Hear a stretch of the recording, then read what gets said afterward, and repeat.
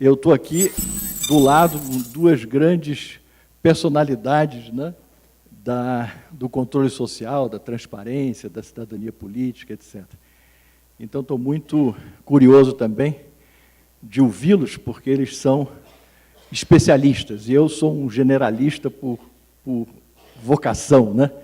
A minha questão é o valor da cidadania política, que todos somos. Então, nenhum de nós é diferente no que concerne a essa missão de cidadania política. Quero agradecer a condução do nosso painel pelo estimado Jorge Maranhão, cumprimentar a toda a coordenação do Observatório Social do Brasil, na pessoa do seu presidente, Ney Ribas, e saudar o companheiro aqui de painel, já usando, então, uma expressão típica da esquerda, já que está iniciando, né?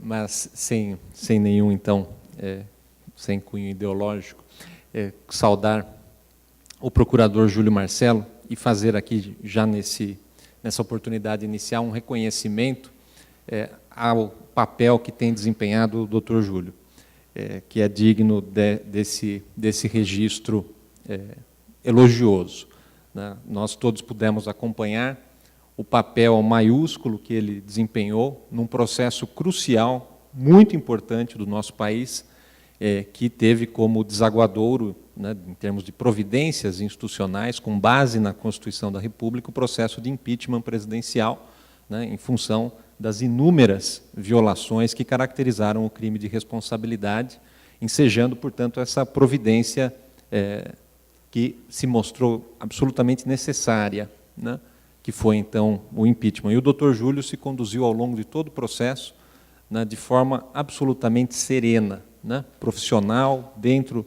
das balizas técnicas, né, e, com isso, prestando um serviço da maior relevância para o país, no momento em que muitas figuras que estavam em posição institucional relevante também se intimidaram, né? Algumas, felizmente, mostraram, né, o seu valor, o seu comprometimento com a função pública que desempenhavam e cumpriram adequadamente com o seu mistério, e o doutor Júlio Marcelo certamente foi um desses, né? Eu me lembro de uma obra de Bobbio, né, Elogio da Serenidade, né? Então, aqui eu faço ao doutor Júlio Marcelo o elogio pela serenidade com que conduziu a sua participação nesse processo, desde o início, né, integrando a auditoria do Tribunal de Contas da União e detectando, apontando, né, mostrando para a sociedade a situação insustentável que estava ocorrendo nas contas públicas do Brasil, né, e que, portanto, isso precisava de uma providência.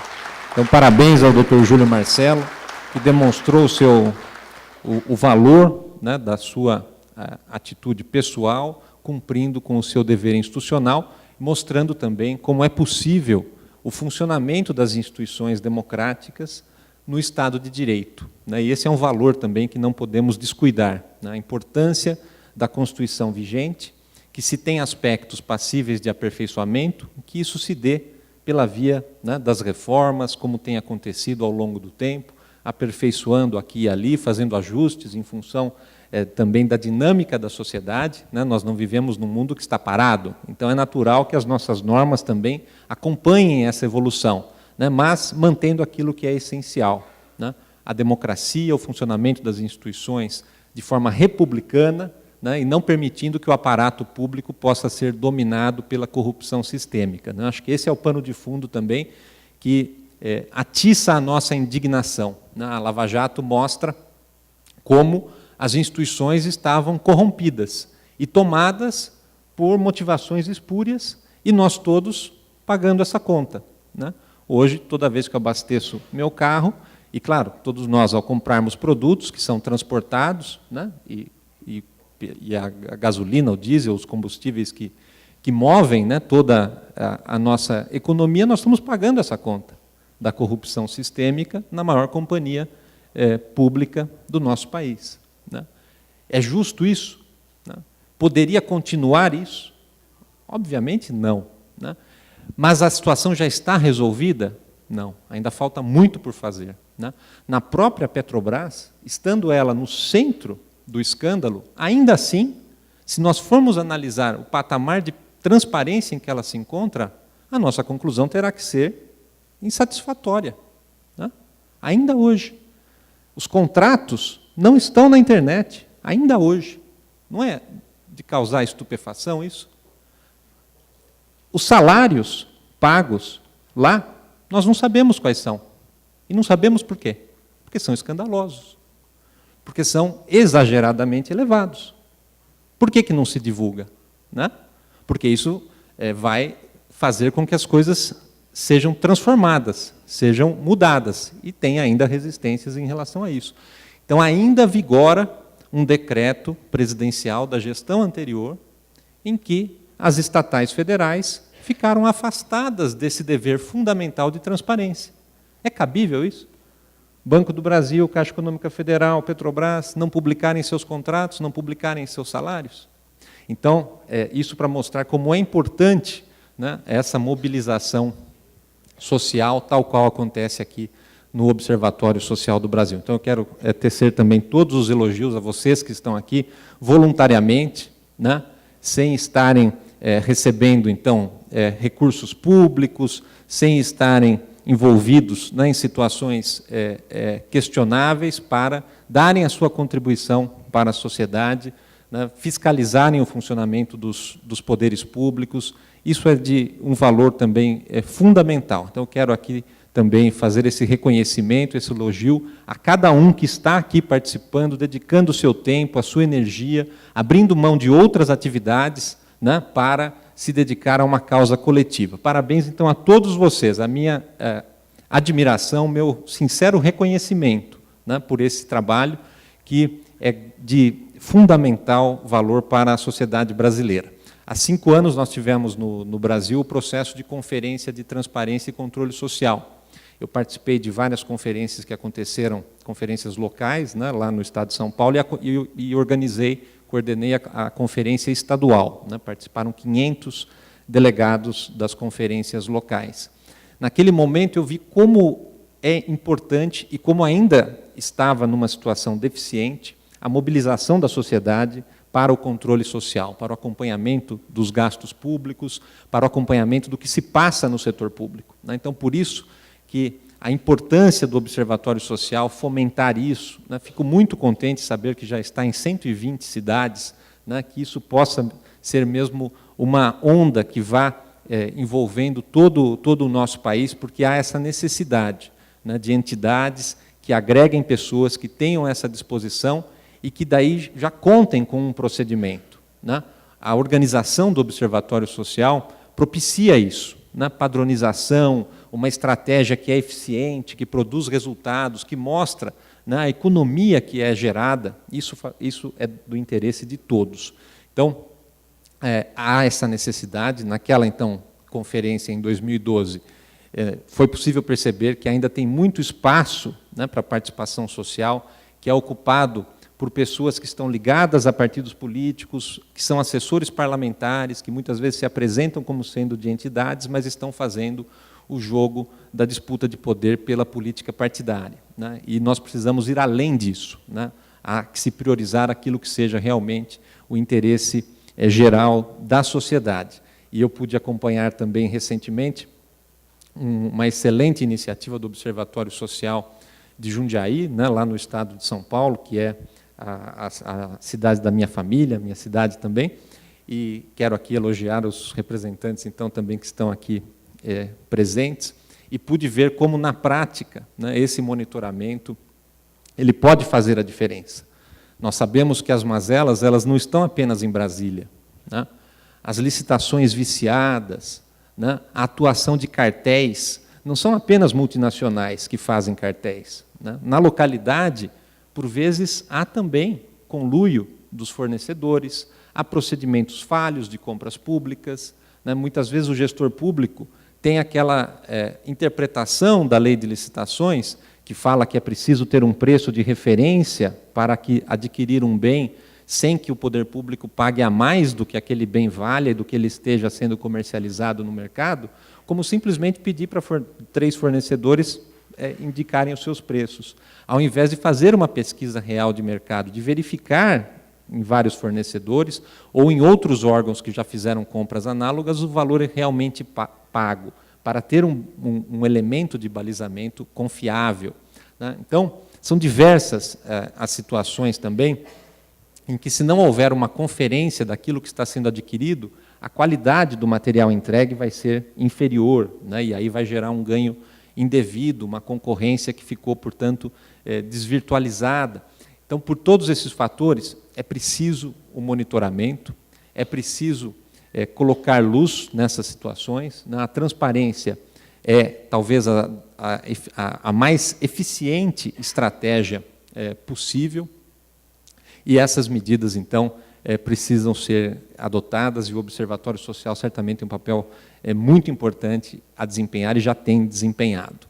Eu quero aqui frisar também que estou muito satisfeito, muito honrado, né, em representar o Conselho Nacional de Controle Interno, que é uma instância que reúne as controladorias do Brasil, né? Então, o poder público tem deveres em relação a zelar pelos princípios que regem a administração pública, né, pela legalidade, a impessoalidade, a moralidade, a publicidade e a eficiência, e os órgãos de controle interno são dotados dessa missão, né, de zelar na prática por esses princípios, estando dentro dos órgãos públicos, né? Então, no CONAS estão presentes as controladorias, as corregedorias, as auditorias gerais, as ouvidorias gerais e as secretarias de controle e transparência da União, né, que é a CGU, dos estados e das capitais. Então, nós fazemos reuniões a cada 3 meses para intercambiar boas práticas, para fomentar o aperfeiçoamento desses órgãos, né? E se o nosso painel ele está intitulado como calamidade, né, nos órgãos de controle, de fato é uma expressão forte que chama a atenção também, né, para deficiências agudas que ainda estão presentes na nossa realidade. E nos órgãos de controle também existem essas calamidades, né? Existe órgão de controle, ainda hoje, que é de fachada, que não tem condições estruturais de funcionamento adequado, que não tem pessoal qualificado, né, que não tem salário compatível com a responsabilidade das funções. Então, para detectar isso, para expor essas situações e propiciar uma mudança, nós fizemos, então, no CONAS, e eu vou deixar esse material aqui para que todos que tenham maior interesse possam depois consultar e multiplicar essas informações e checar qual é a situação, né, do seu estado, da sua localidade, da sua capital, e isso ir se aperfeiçoando. Nós fizemos, então, um panorama do controle interno do Brasil, uma radiografia, como estão estruturados, quais são as condições de cada um desses órgãos, né? Então, nós temos órgãos que estão numa posição muito adequada, né, com carreiras estruturadas, com condições operacionais, prestando contas pela internet dos seus trabalhos, né? Tem auditoria como a do Rio Grande do Sul, que está aqui muito bem representada, né, por valorosos integrantes da CAGE, hoje publica na internet até os seus relatórios de auditoria, né? Eu participei recentemente de uma reunião na Europa, do Banco Mundial, sobre esse assunto, né? Nós estamos buscando fazer uma transformação da auditoria governamental no Brasil, para que ela seja mais eficiente, para que ela tente se antecipar também aos fatos, em termos de evitar dispêndios indevidos, né? De corrigir distorções, uma auditoria que esteja comprometida com os resultados da boa gestão pública. E lá houve uma surpresa. Puxa, até os relatórios de auditoria estão sendo publicados, né? Então, que coisa boa, transparência ampla, né, para quem puder acompanhar essa situação. Então, existem situações de vanguarda, né, e aí nós procuramos multiplicá-las, e existem situações em que há necessidade de aperfeiçoamentos institucionais também na área do controle interno, né? Isso é muito importante porque, se o órgão público ele não tiver essa condição de acompanhar, né, os seus principais contratos, os seus principais gastos, a chance de problemas se multiplica. O Tribunal de Contas vai detectar muitas situações apenas posteriormente à execução delas, né? Então, o controle interno ele tem uma vantagem comparativa pela sua própria natureza, que é a de ser mais fácil a concomitância, né, o acompanhamento das providências administrativas enquanto elas estão acontecendo, não apenas posteriormente, né? O próprio Tribunal de Contas tem feito esse esforço, né, de não ter uma verificação apenas posterior, né? E no controle interno, esta também tem sido uma grande diretriz. E o fomento ao controle social, né? Nós, no controle interno, estamos procurando colaborar, e essa interação, né, do controle interno com o controle social é uma via de mão dupla do interesse da cidadania, né? O controle interno favorece o controle social, propicia, né, as informações. Hoje a Lei de Acesso à Informação favorece isso, né? Então, que as informações estejam nos portais da transparência, né, estejam acessíveis, possam ser, então, fiscalizadas, e estamos permanentemente abertos a ouvir a sociedade civil para fazer esses aperfeiçoamentos e superar as resistências que existem dentro do setor público também, né? Nós sabemos que existem essas resistências, fora e dentro da administração pública, e nós precisamos rompê-las, né? Então, várias possibilidades estão colocadas dentro desse horizonte de trabalho conjunto, do controle interno com o controle social. Nós fizemos também uma identificação das melhores práticas de controle interno, para que elas possam ser multiplicadas, né? Tudo isso está também no site do CONASSE, do Conselho Nacional de Controle Interno. Um projeto de cidade ética e transparente, também com sugestões para providências no âmbito municipal, e uma possível agenda, né, para colaborar também com a parte propositiva deste evento, dessa iniciativa tão valorosa, pode ser fomentar na sua cidade a regulamentação da Lei de Acesso à Informação e da Lei Anticorrupção. São duas leis novas importantes do nosso país, que, se elas não encontram regulamentação no âmbito local, a efetividade dessas normas fica dificultada, né? Então, uma estratégia da sociedade civil pode ser cobrar dos poderes públicos, né, essa regulamentação, para que se saiba a quem recorrer, por exemplo, se um pedido de informação não for atendido, né? Se houver uma denúncia, se tiver uma situação de suspeita de corrupção, a quem acionar? Qual vai ser o órgão competente na prefeitura? Se aquilo envolver a Câmara Municipal, quem que pode, então, tomar uma providência, para além da possibilidade sempre de se acionar o Ministério Público, né? Então, por exemplo, para esta tarefa de regulamentação, o CONASSE oferece minutas de regulamentação. Então, no site do CONASSE, o município que queira regulamentar a Lei de Acesso à Informação ou a Lei Anticorrupção encontra já uma sugestão de norma a ser editada no âmbito local, feita por especialistas do Brasil todo reunidos e que analisaram já as normas existentes para procurar construir aquilo que fosse melhor. Então, são sugestões nesse sentido, né, e subsídios do controle interno para propiciar um melhor controle social. Então, com esses registros, eu quero também mencionar que nós temos em São Paulo um espaço novo para a recepção de denúncias de corrupção pela internet, né, no site da Ouvidoria Geral do Estado, e recentemente houve autorização para que o link, né, para que essa divulgação do canal possa acontecer também pelos observatórios sociais de lá que tenham esse interesse. Então, também mais uma possibilidade, né, de interação estratégica entre o controle interno e o controle social. Então, fico à inteira disposição para o debate, para colaborar com o Observatório Social do Brasil, elogiando esta grande e valorosa iniciativa. Muito obrigado pela atenção. Em primeiro lugar, muito obrigado pelo convite, pela oportunidade de estar aqui dialogando com vocês. Eu gosto sempre de lembrar que aquilo que a gente tem de mais precioso na vida é o tempo que a gente tem de viver.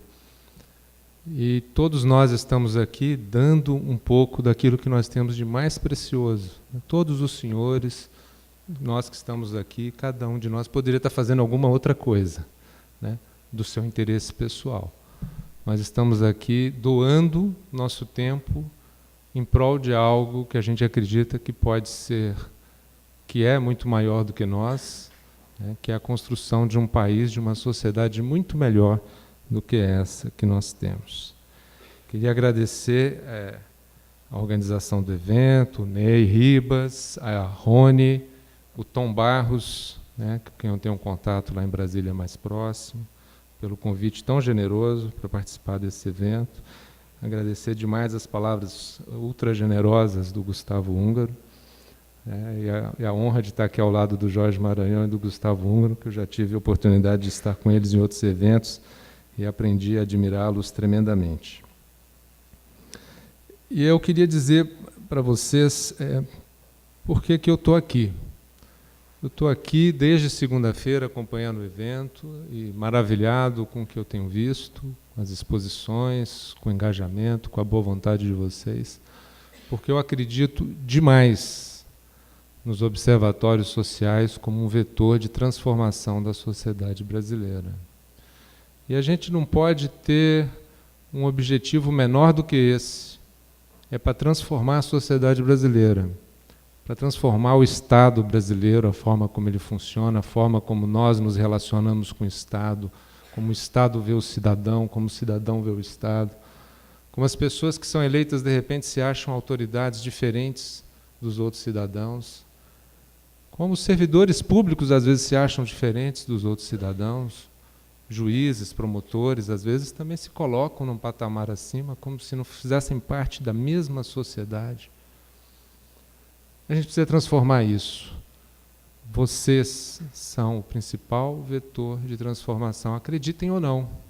Se vocês estão olhando para o Ministério Público e achando que o Ministério Público é que vai transformar a sociedade, não, ele é um vetor, mas um vetor muito limitado. Nós nunca vamos estar onde vocês podem estar. Nós nunca vamos estar em cada município brasileiro. Vocês têm o potencial de estarem organizados em cada município brasileiro, de gerar um vetor de indução de melhorias em cada município brasileiro. Ninguém vai estar lá, a não ser vocês, as loterias e as igrejas.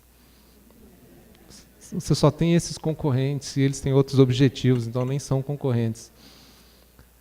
Nós, o Ministério Público, tribunais de contas, não pode. Se estiver, está errado, né? Nós vamos ter instituições de controle de um gigantismo tal que elas se tornam inviáveis e insustentáveis. Então, eu acredito demais no que vocês podem fazer. Mas tomem cuidados, né? Cuidado cuidado com o próprio sucesso. Vocês vão ter sucesso. Nós vimos aqui experiências de sucesso ontem entusiasmadoras, né? De redução de custos em câmaras de vereadores, redução de compras em prefeituras.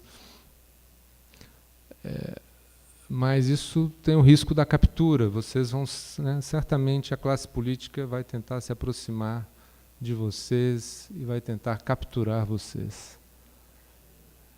É claro que o diálogo com a classe política para organizações do controle social é fundamental, tem que ser permanente, mas é um diálogo respeitoso, é um diálogo em que cada um sabe qual é o seu papel, em que a independência é absolutamente mantida.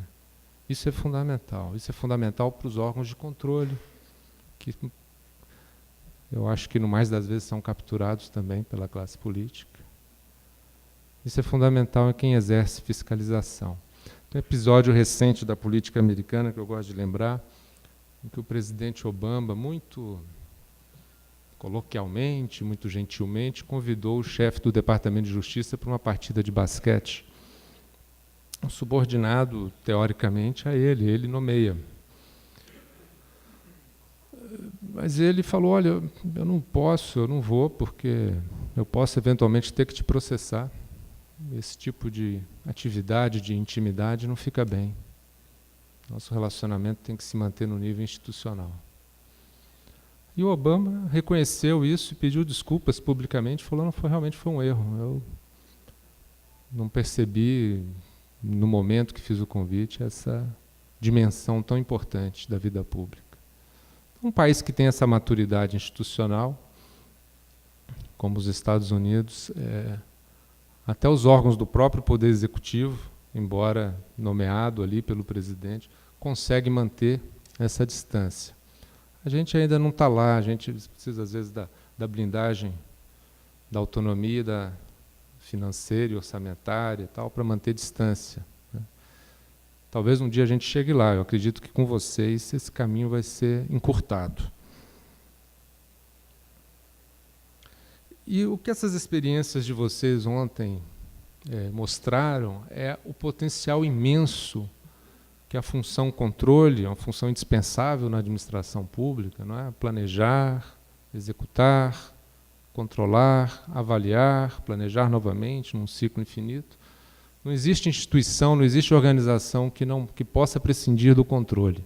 O controle tem que existir. E o controle tem uma capacidade de induzir melhorias absurdas. Vejam os relatos, quer dizer, basta a presença de alguém do observatório na Câmara de Vereadores, como a postura muda da sessão, os vereadores sabendo que estão sendo observados. O controle ele é tão mais eficaz quanto maior algo que é psicológico, que não custa nada, que é intangível, mas que ele pode gerar, que se chama expectativa de controle. A expectativa de controle é que leva as instituições, o cidadão, as organizações públicas ou privadas funcionarem melhor. A gente passa o ano inteiro juntando recibo para o imposto de renda, porque a gente tem uma expectativa pesada de controle da Receita sobre todos nós, né? A Receita induz essa expectativa de controle. Quando dá janeiro até o fim do prazo, toda hora sai uma matéria na Receita, nos jornais, sobre a malha fina da Receita está pegando isso, está pegando aquilo, então ela vai gerando expectativa de controle no contribuinte que vai fazer sua declaração. O que vocês fazem é isso, vocês geram expectativa de controle sobre a Câmara de Vereadores, sobre o prefeito, sobre o secretário, de maneira embasada, de maneira científica, com números, com dados comparativos. E o nosso sonho é que as organizações públicas passem a se orgulhar da eficiência, né, de conseguirem fazer mais com menos.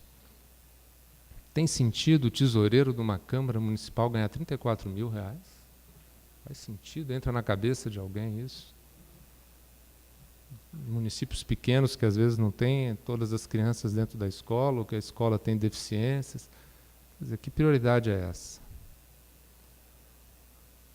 Então, a expectativa de controle que os senhores geram, podem gerar, tem um potencial de transformar a realidade dos municípios brasileiros. Preciso, em algum momento, chegar no grau dos estados. Os estados são responsáveis por muitas políticas públicas essenciais, né, para a sociedade, no campo da saúde, na educação, no ensino médio, toda a política de segurança é estadual. Em algum momento, os senhores vão estar estruturados para terem um papel importante também nos estados. Pô, com 5 minutos eu não vou conseguir falar, mas eu vou me esforçar. Muito bem, e aí, veja essa questão da expectativa de controle, eu quero insistir nisso. Vejam as experiências lá dos cidadãos frente aos trens na Alemanha, né? Não tem roleta, a pessoa entra no trem, ninguém pede o bilhete, mas eventualmente alguém pode, né, pode aparecer um fiscal e pedir o bilhete, né? E parece que funciona muito bem, raramente alguém é flagrado estando no trem sem o bilhete. A pessoa sabe que se estiver no trem, a multa será tão pesada que aquilo simplesmente não compensa. Então você induz o cidadão a melhorar sua postura, seja pelo medo das punições, ou seja por experimentar, por amor à virtude, né, por experimentar aquele ambiente positivo que é gerado por uma sociedade ética que cumpre as regras. No livro Why Nations Fail, Porque as Nações Fracassam, de Acemoglu e outros, se aponta como questão fundamental, e talvez haja aqui um raro consenso acadêmico, né, sobre o que realmente determina o sucesso das nações são as suas instituições, o funcionamento das instituições. Gustavo Húngaro estava aqui lembrando no evento do impeachment como o funcionamento normal dentro da lei das instituições produziu um resultado importante para o país, mas que para muita gente foi espantoso, né? Poxa, contas da presidente da República podem ser rejeitadas? Vai ter impeachment por isso? O presidente não roubou. Mas a Constituição tem várias hipóteses de crime de responsabilidade, que não é só corrupção, que não é só roubar. Então, quer dizer que uma má gestão fiscal desastrosa, descumprindo a lei de responsabilidade fiscal, pode gerar o impeachment de uma presidente da República? Pode, está na lei, está no ordenamento jurídico. Mas a gente às vezes fica com medo, as instituições às vezes ficam com medo, o Ministério Público às vezes tem medo, os tribunais, os juízes, os tribunais de contas. Espera aí, está na lei, mas é o governador, é o presidente. Nós vamos fazer isso? Isso não vai desmoronar o país? Não vai desestabilizar? Quer dizer, parece que é um vaso de cristal, que a lei se aplica para todo mundo, menos para eles. Que país é esse? Aliás, essa frase é ótima, né? Que país é esse? E o Francis Fukuyama aponta que os 3 pilares das democracias fortes são o império da lei, né? A lei valha para todos, que não haja assombro nenhum quando alguém, presidente de uma empreiteira, é preso, ou quando um político, um governador, um senador, isso não é para causar assombro, isso é para ser o normal.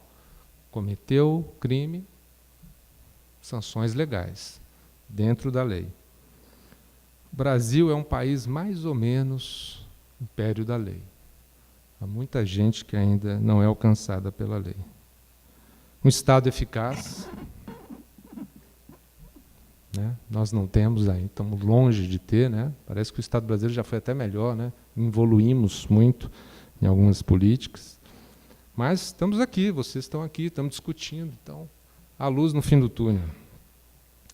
E um outro pilar, que é o terceiro pilar, que é das sociedades mais desenvolvidas, que é a Dinamarca, é a accountability, que a gente pode aí destacar 3 dimensões, né? Transparência, que o Gustavo Húngaro também falou aqui. O Estado tem obrigação de ser transparente, eu tenho que saber quanto é que as pessoas ganham na administração pública, eu estou pagando o salário. Responsabilização dos agentes públicos. E responsabilização política também, né? O cidadão tem que saber avaliar o desempenho daqueles que ele elegeu. E rendição de contas, essa postura de estar prestando contas do que foi feito com dinheiro público. E aí, vai começar meu tempo agora, porque agora eu vou entrar no tema dos tribunais de contas. Pode começar, pode começar. Se a gente olhar para a Constituição, o papel constitucional dos tribunais de contas, do controle externo, é algo extraordinário.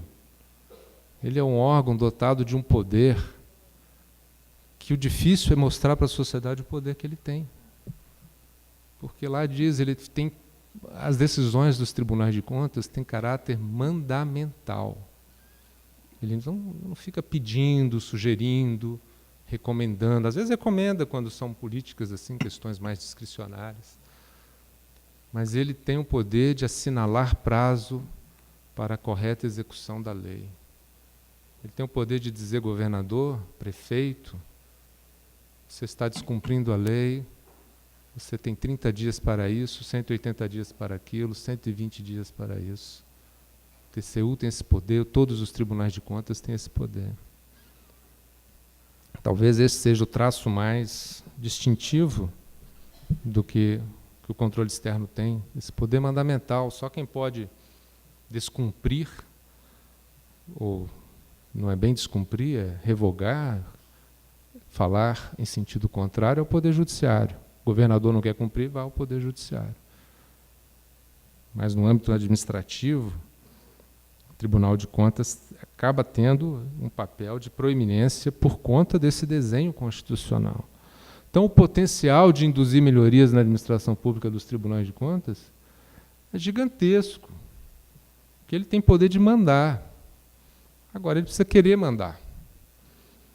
E aí o observatório social, o controle social, em algum momento vai se organizar, vai estar estruturado para isso, para estar olhando, além do município, também os órgãos do Estado, o nível estadual, o nível federal.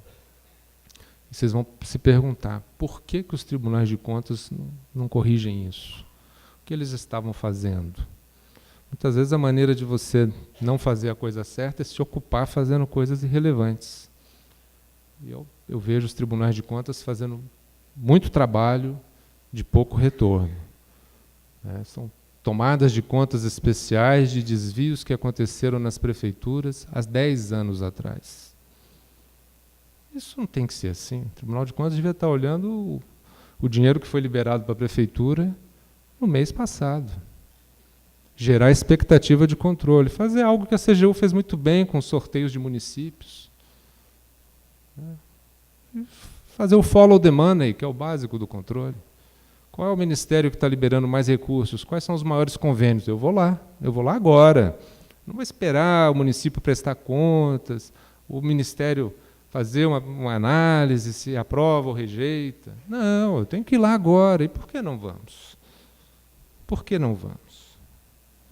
Qual é o resultado que os tribunais de contas estão entregando para a sociedade? O processo de impeachment ficou assim bom, né? Bonito. Pô, o resultado do Tribunal de Contas, olha o resultado que deu. Então, isso é uma amostra do que pode ser. Mas isso que vocês veem nas ruas todos os dias, insegurança, escolas caindo nos pedaços, hospitais públicos decrépitos, isso é a amostra do que é. Então, tudo isso podia ser muito diferente. Tribunais de contas custam mais de 10 bilhões de reais por ano. É uma fortuna.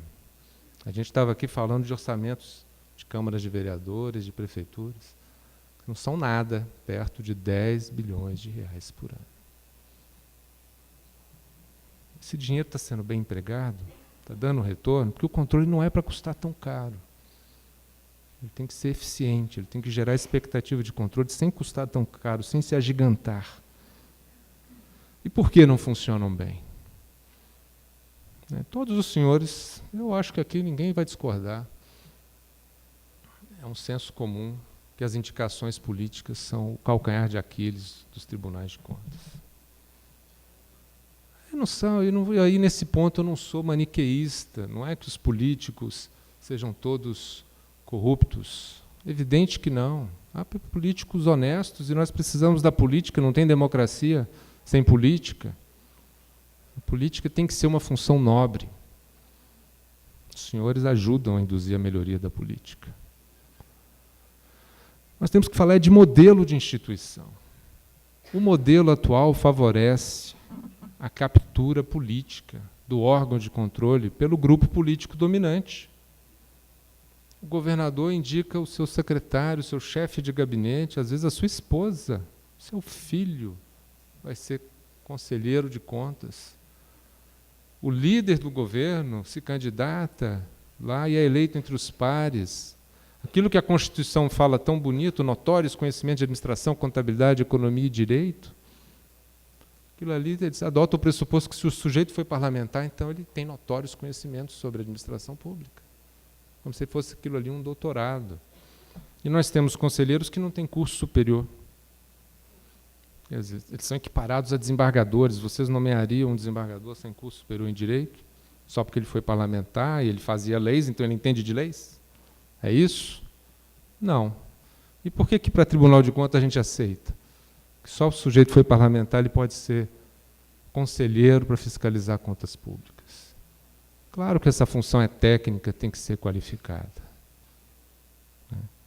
Então, do jeito que está, não funciona, não vai funcionar nunca. E não tem melhorado. O que aconteceu no Rio de Janeiro, emblemático, porque é o Rio de Janeiro, é um estado importante, tem peso, mas não é inédito, nem pontual. Já tinha acontecido no Amapá ter 5 conselheiros afastados por práticas criminosas pelo STJ. Mas não teve repercussão lá no Amapá, tal. A grande mídia não está olhando para lá. Mas há conselheiros no Brasil que induzem a corrupção, que achacam prefeitos, que fazem extorsão, que dizem, se eu não receber a mesada da prefeitura, as contas serão rejeitadas. Esse é um universo que está esgotado, esse paradigma está esgotado. Esse paradigma precisa ser superado. A administração pública não vai avançar como ela pode avançar, na velocidade que ela pode avançar, se esse ambiente dos tribunais de contas não for aprimorado, não for saneado. Ontem a Marina Cansado estava falando aqui do trabalho deles em nomeação de cargos de comissão, querendo qualificar. Uma campanha que, inclusive, a nossa associação, há muitos anos atrás, lançou de qualificação das nomeações. Mas veja, eu quero até conversar com ela, eles não alcançaram ainda a importância de qualificar a nomeação de conselheiros de contas, de ministros do Tribunal de Contas, de diretores de agências reguladoras. A gente apoia no Brasil inteiro a campanha Conselheiro Cidadão. A gente teve uma experiência já no Distrito Federal, em alguns estados, em que, dentro do modelo constitucional atual, sem mudar o modelo, a gente tenta qualificar a escolha feita pelos parlamentos. Porque na Constituição não fala que o parlamento tem que escolher um parlamentar. Fala que tem que ser uma pessoa qualificada. Então a gente busca que pessoas qualificadas da sociedade possam se candidatar. Em alguns parlamentos tem que ter o filtro do partido, só o líder do partido pode fazer a indicação de um nome. Aqui no Paraná a gente conseguiu uma experiência que qualquer cidadão podia se candidatar e a Assembleia tinha que sabatinar tudo. E, enfim, no final, acabou ganhando o parlamentar mesmo que estava concorrendo, né? Acaba sendo um teatro para parecer que está melhorando e não melhora na prática, no resultado prático. A gente vai continuar apoiando essa campanha Conselheiro Cidadão enquanto a gente não conseguir mudar a Constituição. O nosso objetivo da Ampicom é uma reforma constitucional dos tribunais de contas para acabar com as indicações políticas.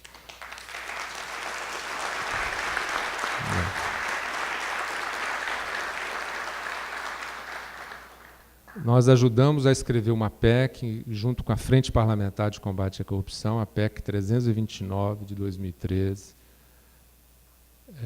Foi apresentada por uma frente, quer dizer, por vários partidos, que propõe o fim das indicações políticas, a fiscalização dos tribunais de contas pelo CNJ, que coisa que até hoje eles têm pavor, verdadeiro pavor.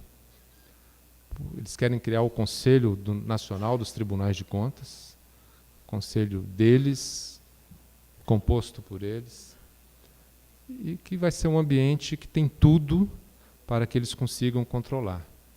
Ao contrário do CNJ, que é um ambiente que eles nunca vão ter o controle, que eles vão ter ali no máximo 2 cadeiras no CNJ. E, enfim, o CNJ que olhe para os tribunais de contas, certamente teria condições de promover mudanças muito mais substanciais e importantes. Eles se organizam na forma de tribunais, eles são regidos pela lei orgânica da magistratura. Já existe um Conselho Nacional de Justiça que fiscaliza 15 mil juízes no país. Para que nós vamos criar um outro conselho para fiscalizar 230 conselheiros e mais 150 conselheiros substitutos, 400 pessoas? Mais uma estrutura, mais cargos, gabinetes, carros, né, assessores, chefes de gabinete. A gente já tem o CNJ, a gente não pode ficar se dando ao luxo de ficar inchando a estrutura do Estado para ter um resultado que eu acredito que seria ruim. E o terceiro ponto dessa PEC é a autonomia do MP de Contas, é o único ramo do Ministério Público brasileiro que não tem autonomia. A gente trabalha dentro do Tribunal de Contas, na sala que o Tribunal de Contas nos dá, com os funcionários que eles nos concedem, com os computadores, com os sistemas, enfim. E eu convido os senhores a fazerem um paralelo sobre o que aconteceu com o Ministério Público Judicial, a partir de 88, quando receberam autonomia pela Constituição, e o que aconteceu com o MP de Contas dentro dos tribunais de contas. enquanto o outro MP se profissionalizou, se capacitou, conseguiu condições materiais de funcionar a ponto de entregar para a sociedade uma operação Lava Jato e tantas outras, também em níveis estaduais. O que aconteceu com o MP de Contas em 28 anos de Constituição? Ficou lutando muitas vezes para conseguir existir, porque havia tribunais de contas que que resistiam à sua instituição. O MP de Contas no estado de São Paulo só tem 5 anos. Então, o Tribunal de Contas funcionou lá esse tempo todo sem Ministério Público. O Ministério Público, o Tribunal de Contas do município de São Paulo, até hoje não tem Ministério Público de Contas. Essa questão está no Supremo, a gente aguarda que o Supremo decida, mas eles resistem, eles não querem, não queremos. A Constituição fala, mas nós não queremos, estamos bem aqui sem vocês. Certamente onde o Ministério Público de Contas atua com mais liberdade, com mais desenvoltura, os resultados dos tribunais de contas são melhores. Eu não sei se as contas da República teriam sido rejeitadas se o Ministério Público de Contas não tivesse tido uma atuação ali muito presente, muito incisiva, para que o império da lei prevalecesse em nível federal, em termos de contas públicas. Então, essa PEC que nós ajudamos a escrever defende isso, é a reforma do controle externo, é a reforma dos tribunais de contas. Se os senhores não quiserem concordar com a autonomia do Ministério Público, eu espero que concordem, eu peço apoio. Mas se não quiserem concordar, concordem com a reforma dos tribunais de contas.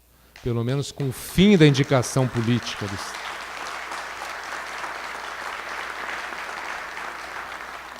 Porque também não adianta o Ministério Público ter autonomia se o órgão perante o qual a gente atuar foi esse órgão em que as coisas não acontecem.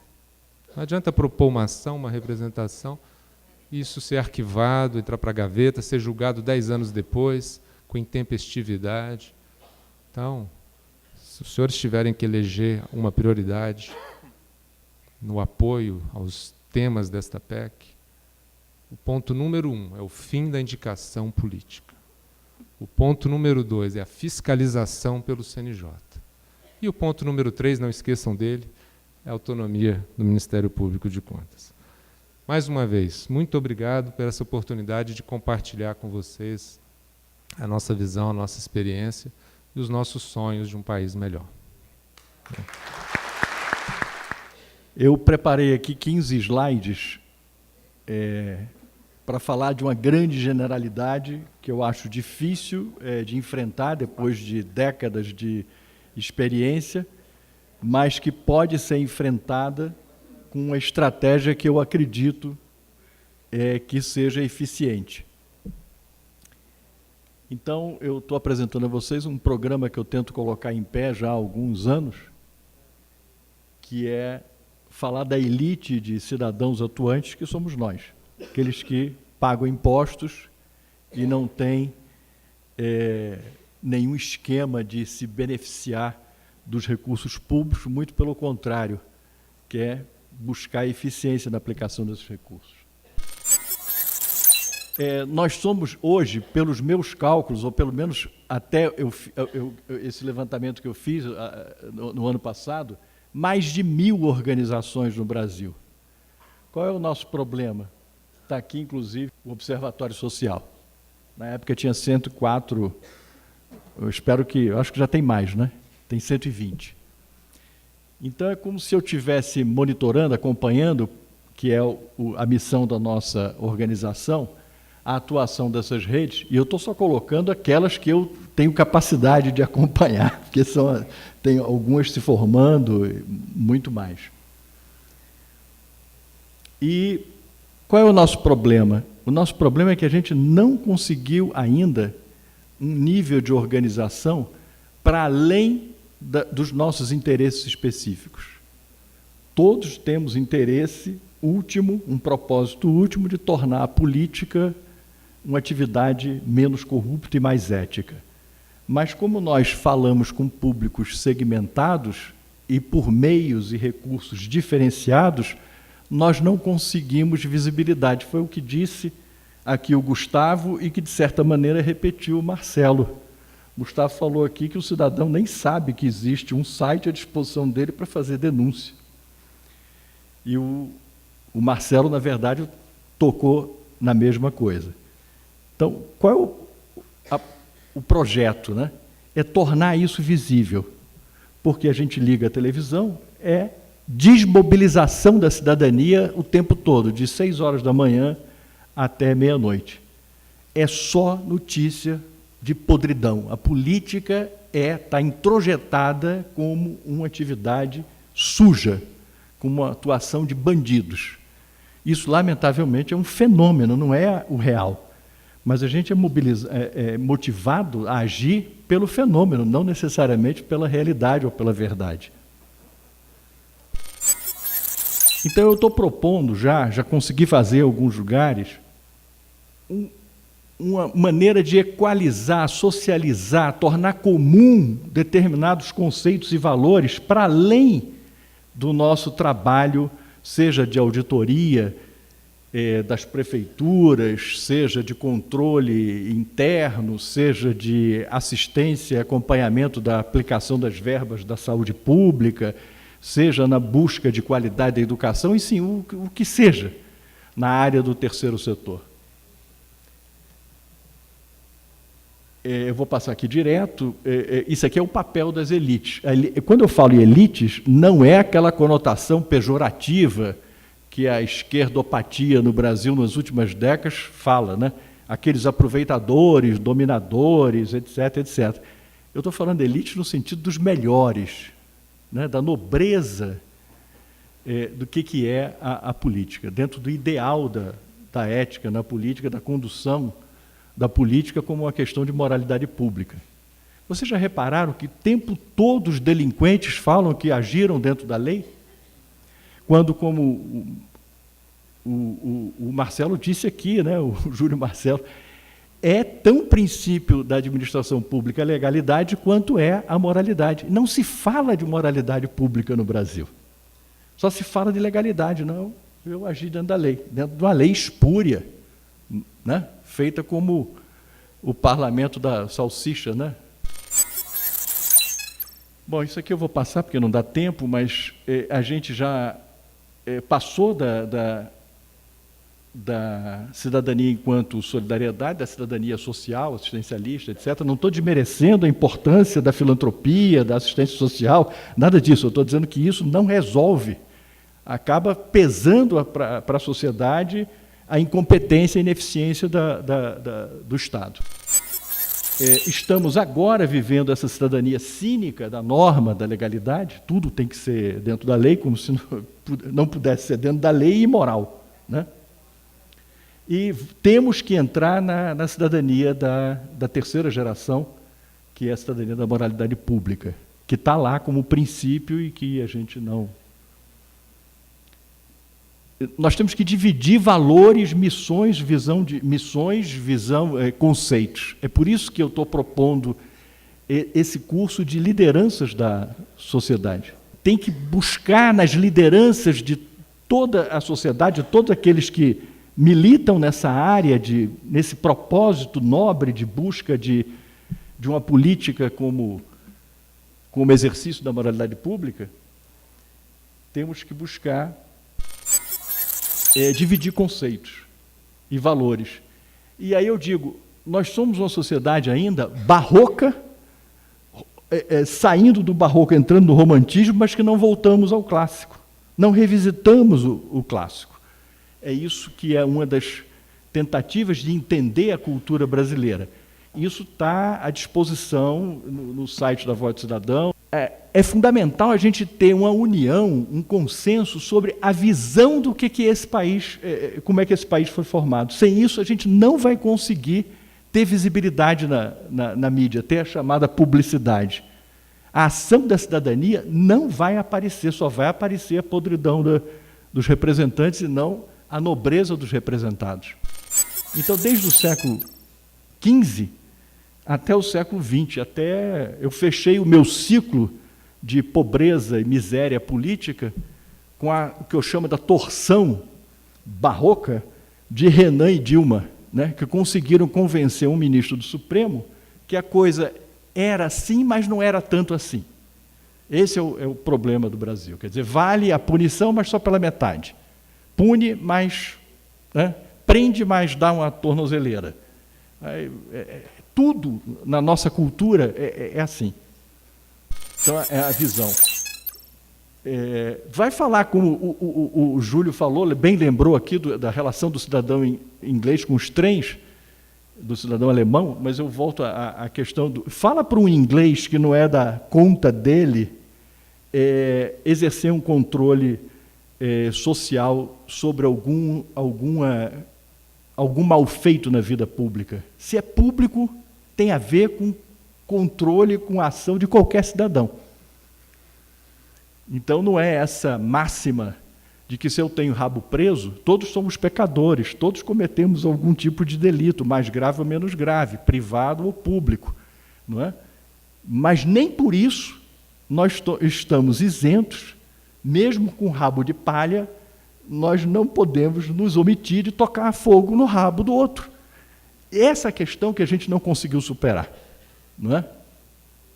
Como se houvesse uma certeza da impunidade, que é o que está havendo agora com o nosso...